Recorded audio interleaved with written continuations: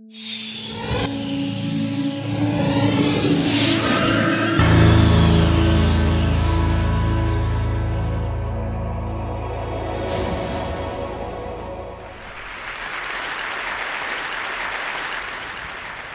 know what you're thinking. You think I've lost my way and somebody's going to come on the stage in a minute and guide me gently back to my seat.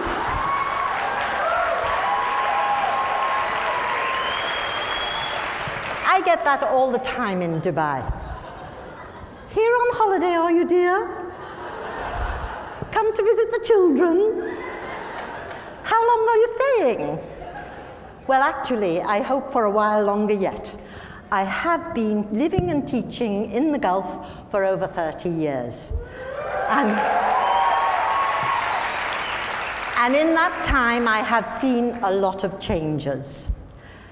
Now, that statistic is quite shocking, and I want to talk to you today about language loss and the globalization of English. I want to tell you about my friend who was teaching English to adults in Abu Dhabi. And one fine day, she decided to take them into the garden to teach them some nature vocabulary. But it was she who ended up learning all the Arabic words for the local plants, as well as their uses, medicinal uses, cosmetics, cooking, herbal. How did those students get all that knowledge? Of course, from their grandparents and even their great-grandparents. It's not necessary to tell you how important it is to be able to communicate across generations. But sadly, today, languages are dying at an unprecedented rate. A language dies every 14 days. Now, at the same time, English is the undisputed global language. Could there be a connection? Well, I don't know. But I do know that I've seen a lot of changes. When I first came out to the Gulf, I came to Kuwait in the days when it was still a hardship post. Actually, not that long ago. That is a little bit too early. But nevertheless, I was recruited by the British Council along with about 25 other teachers, and we were the first non-Muslims to teach in the state schools there in Kuwait. We were brought to teach English because the government wanted to modernize the country and to empower the citizens through education. And of course, the UK benefited from some of that lovely oil wealth.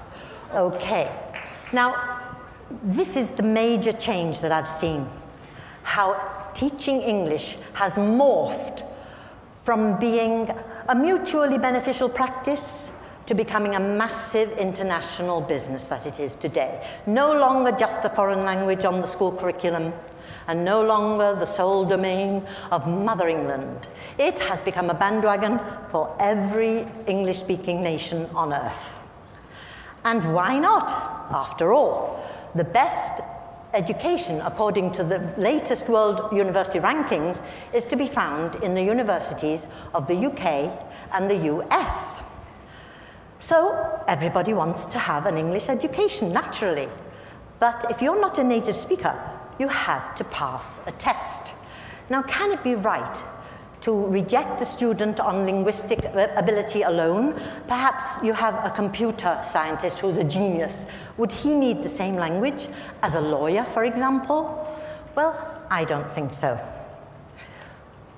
We English teachers reject them all the time. We put a stop sign and we stop them in their tracks. They can't pursue their dream any longer till they get English. Now, let me put it this way. If I met a monolingual Dutch speaker who had the cure for cancer, would I stop him from entering my British university? I don't think so. But indeed, that is exactly what we do. We English teachers are the gatekeepers, and you have to satisfy us first that your English is good enough. Now, it can be dangerous to give too much power to a narrow segment of society. Maybe the barrier would be too universal. Okay. But I hear you say, what about the research? It's all in English. So the books are in English, the journals are in English. But that is a self-fulfilling prophecy. It feeds the English requirement, and so it goes on. I ask you, what happened to translation?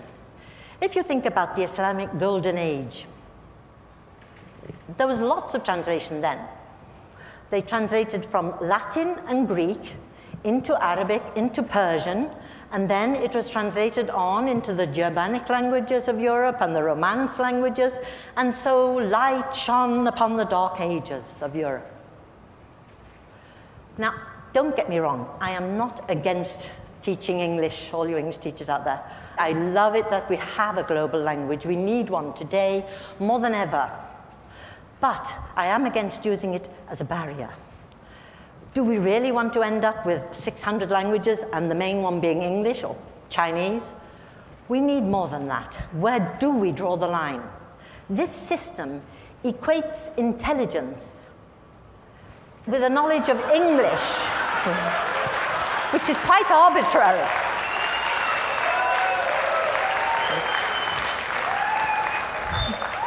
And I want to remind you that the giants upon whose shoulders today's intelligentsia stand did not have to have English, they did not have to pass an English test. Case in point, Einstein. He, by the way, was considered remedial at school because he was, in fact, dyslexic. But fortunately for the world, he did not have to pass an English test because they didn't start until 1964 with TOEFL, the American test of English. Now, it's exploded. There are lots and lots of tests of English, and millions of students do take these tests every year. Now, you might think, you and me, those fees aren't bad, they're okay, but they are prohibitive to so many millions of poor people. So immediately we're rejecting them. Brings to mind a headline I saw recently, Education, the Great Divide. Now, I get it. I understand why people would want to focus on English. They want to give their children the best chance in life. And to do that, they need a Western education. Because, of course, the best jobs go to people out of the Western universities that I put on earlier. It's a circular thing. Okay.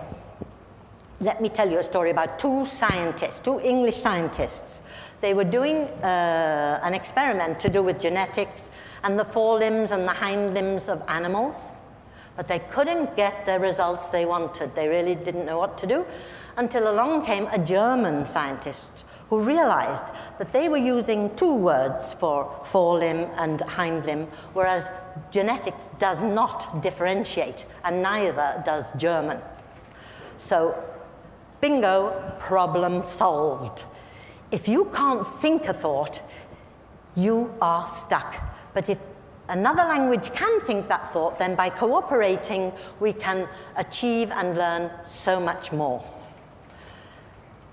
My daughter came to England from Kuwait. She had studied science and mathematics in Arabic at an Arabic medium school.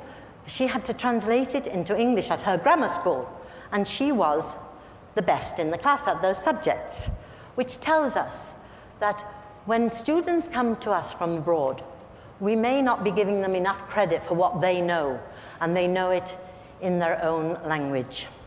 When a language dies, we don't know what we lose with that language. This is, I don't know if you saw it on CNN recently. They gave the Heroes Award to a young Kenyan shepherd boy who couldn't study at night in his village, like all the village children, because the kerosene lamp, it had smoke and it damaged his eyes. And anyway, there was never enough kerosene because what does $1 a day buy for you? So he invented a cost-free solar lamp, and now the children in his village get the same grades at school as the children who have electricity at home. And when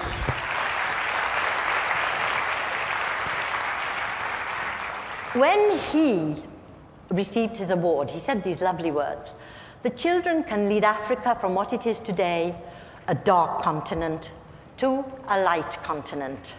A simple idea, but it could have such far-reaching consequences. People who have no light, whether it's physical or metaphorical, cannot pass our exams, and we can never know what they know. Let us not keep them and ourselves in the dark. Let us celebrate diversity. Mind your language. Use it to spread great ideas.